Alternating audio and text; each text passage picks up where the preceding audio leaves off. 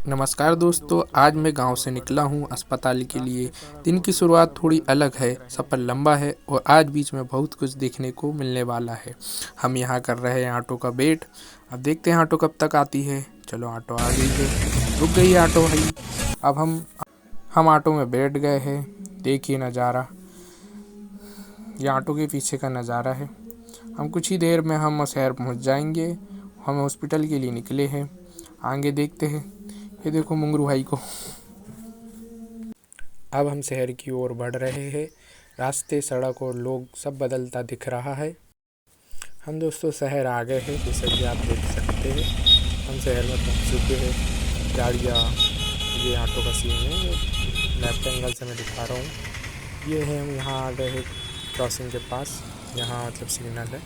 अब हम हॉस्पिटल की ओर बढ़ रहे हैं। देखते जाइए आगे, हम बहुत ही जल्द पहुँचने वाले हैं।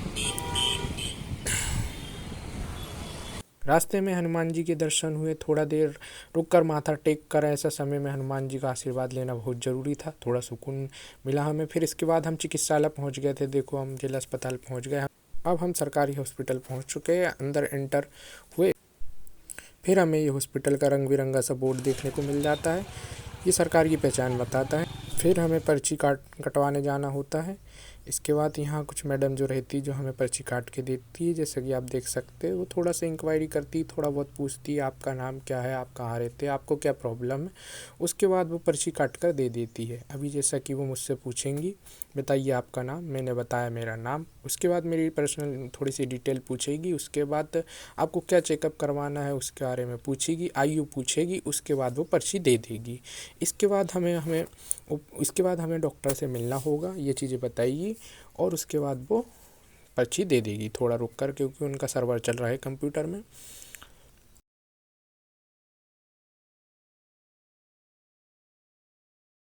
चलो, मैडम ने हमें पर्ची दे दी। अब इसके बाद हम चलते हैं ये पर्ची लेकर ओपीडी की ओर। थोड़ा यहाँ का नज़ारा देखते हैं। देख लो, ऐसी कुछ भीड़ रहती है, आज तो काम है। चलो, हम चलते हैं पर्ची लेकर ओपीडी की ओर। हमें जाना है अस्थि डॉक्टर के पास, अस्थि रोग विशेषज्ञ के पास। इसके बाद देखते हैं, हमारा रूम नंबर 13 पे जाना है हमें। ये देख सकते हैं आप, भीड़ गवर्नमेंट हॉस्पिटल में बहुत ही कम है, क्योंकि इलाज और फैकल्टी, साफ़ सफाई आप देख ही सकते हो। इसके बाद हम आ गए अस्थि रोग ओपीडी 13 नंबर। इसके बाद देखते हैं अंदर, देखो कितना साफ़ है। ये देखो, हम डॉक्टर के पास आ भी गए। अभी हम टेस्ट कराएंगे अपना कि अपने को हुआ क्या है। यहाँ पहले एंट्री करवा लेते हैं, भैया एंट्री कर लेते हैं। उसके बाद वो हमें बता देंगे, यहाँ जाओ, यहाँ खड़े रहो। उसके बाद वो हमें डॉक्टर से मिलवाएंगे। थोड़ी देर में हम डॉक्टर से मिल लेंगे, क्योंकि अभी थोड़े कुछ लोग खड़े हुए हैं, वो अभी चेकअप करा रहे हैं, फिर अपना चेकअप करेंगे। चलो, डॉक्टर ने हमें बुला लिया। डॉक्टर साहब ने पूछा कि क्या हो रहा है। मैंने बताया कि लेफ़्ट शोल्डर में थोड़ा सा पेन हो रहा है। उन्होंने एक्सरे देखा, एक्सरे में बोला नॉर्मल है सब, आपको कुछ नहीं हुआ है, बस थोड़ी सी गोलियां लिख दे रहा हूँ, वो देखो। और अभी थोड़े बड़े सर अभी बात कर रहे हैं, वो देख लेंगे। वैसे कुछ नहीं हुआ है, फिर भी आप कह रहे हो तो सर से मैं चेकअप करवा देता हूँ। उन्होंने एंट्री की है, कुछ गोलियों का नाम लिखे उन्होंने, और ये गोलियाँ ले लेना, ये ट्यूब ले लेना, इसके बारे में उन्हें समझाया। और फिर 7 दिन बाद फिर आना है, ये भी कहा उन्होंने। इसके बाद उन्होंने दूसरे डॉक्टर से भी कंसल्ट किया, थोड़ा मुझसे कुछ पूछा। उसके बाद उन्होंने फिर डॉक्टर से पूछा, सर थोड़ा देख लीजिए इसे।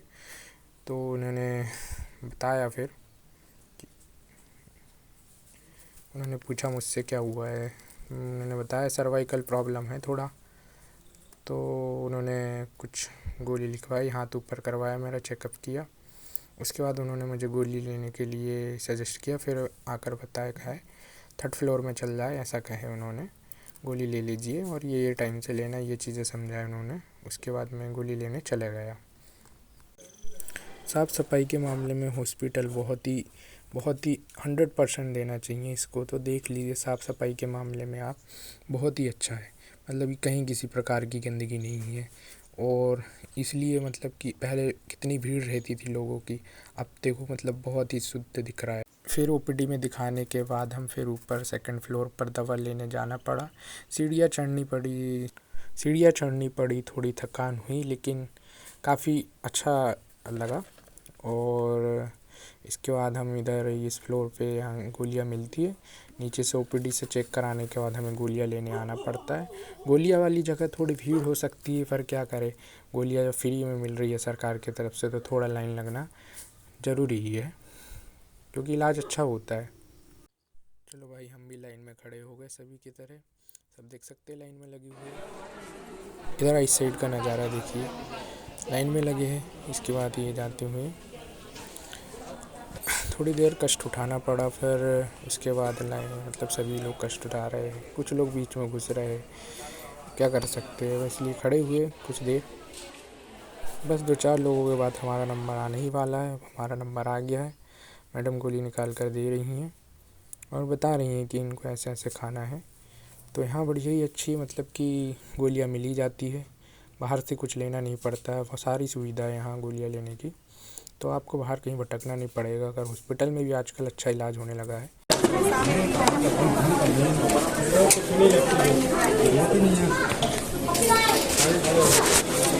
इसके बाद दोस्तों हम सीढ़ी से उतरते हुए नीचे आ जाते हैं गोली लेने के बाद। इसके बाद हम बाहर निकलते हैं हॉस्पिटल के। देख सकते हैं सफाई, लोग कुछ बैठे हैं, सबकी परेशानी रहती है, इलाज रहता है तो सब आए दिखते रहते हैं। हॉस्पिटल में वैसे कम भीड़ चल रही है, क्योंकि इलाज फटाफट होता है, पहले जैसे भीड़ नहीं होता है। इसके बाद हम ने इलाज हमारा कंप्लीट हो गया है, तो हमें रुकना है ही नहीं है, हम हॉस्पिटल से बाहर जाते हैं। और थोड़ी सी थकान लग रही है, क्योंकि हम पैदल आए हुए हैं। अब बाहर का आप नज़ारा देख सकते हैं, ये देखो काफ़ी बड़ी इमारतें और बन रहा है, अभी कंस्ट्रक्शन चल रहा है, अंडर कंस्ट्रक्शन है अभी। एम्बुलेंस सारे ही रास्ते से हटी, फिर हम निकले। इसके बाद हम रोड की ओर बढ़ रहे हैं, देख सकते हो रास्ता कितना क्लीन है। यहाँ सब होने का काम है, अभी काम बहुत सब बाकी है, काम चलते रह रहा है। आप देख सकते हो पार्किंग की व्यवस्था भी है, सब चीज़ है, मैं आपको दिखा रहा हूँ। थोड़ा क्या है, मेरा थोड़ा कैमरा है थोड़ा हिलते जा रहा है, क्योंकि मैंने गिम्बल नहीं लाया हूँ, तो हाथ से बना रहा हूँ वीडियो, तो वो थोड़ा कैमरा झिकझक हो रहा है, तो इस वजह से आपको थोड़ी सा देखने में होता होगा, पर ठीक है। अब मैं आ गया हूँ रोड में, ट्रैफिक भी है यहाँ, गाड़ी वाले पैदल चल रहे हैं, तो हम तो पैदल वाले के सोच ही सकते हो आप। तो हम चल ऑटो स्टेशन की ओर बढ़ रहे हैं, हम ऑटो स्टेशन पहुँचने वाले हैं। ऑटो स्टेशन पहुँचे, फिर ऑटो में बैठकर आपको बताते हैं आगे की कहानी। देखो ये आ गए थे सिग्नल, हम वहीं चौक पे हम ऑटो में बैठ गए हैं दोस्तों। अब हम अपनी गांव की ओर प्रस्थान करते हैं। ये है बग्गा की ऑटो, देख सकते हैं बग्गा दी ऑटो। बैठ गए हम, ऑटो का गेट लॉक कर लिए है। इसके बाद हम ऑटो बस कुछ ही देर में चलेगी, क्योंकि सवारी भर रहे हैं ऑटो की, पीछे भी बहुत ही कम सवारी बैठी है, देखो नहीं तो ये। अब ये ऑटो जैसी ही भरती है उसके बाद ही निकलती है, फिर उसके बाद हम अपने गांव पहुंच जाएंगे। जैसे ही पहुंचे उसके बाद हमारा ये ब्लॉग यहीं समाप्त हो जाएगा, क्योंकि यही आज की ये दिनचर्या रही है। तो बग्गा भाई बैठ गए, ऑटो चलाने लगे, ऑटो चलने लगी। ये देख सकते हैं ये बस स्टैंड है। ऑटो स्टेशन के बाद ये कमली वाले बाबा के पास, तो ऑटो बग्गा भाई बढ़ा रहे हैं और चलने की और प्रस्थान। सिग्नल के पास पहुंच गए हैं।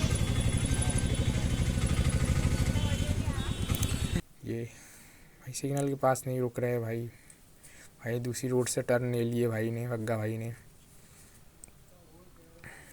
अब चलो, अब घर की ओर प्रस्थान करते हैं, हम अपने गांव की ओर प्रस्थान करते हैं। बहुत ही जल्द पहुंच जाएंगे, 10 मिनट का रास्ता है। ऑटो में जाने का मज़ा ही कुछ और है, जो गाड़ी में मज़ा नहीं है, जो पैदल में मज़ा नहीं है, वो ऑटो में जाने का मज़ा कुछ और है। हेलो दोस्तों, हम बहुत ही जल्द पहुंचने वाले हैं, हम हमारे गांव पहुंच गए।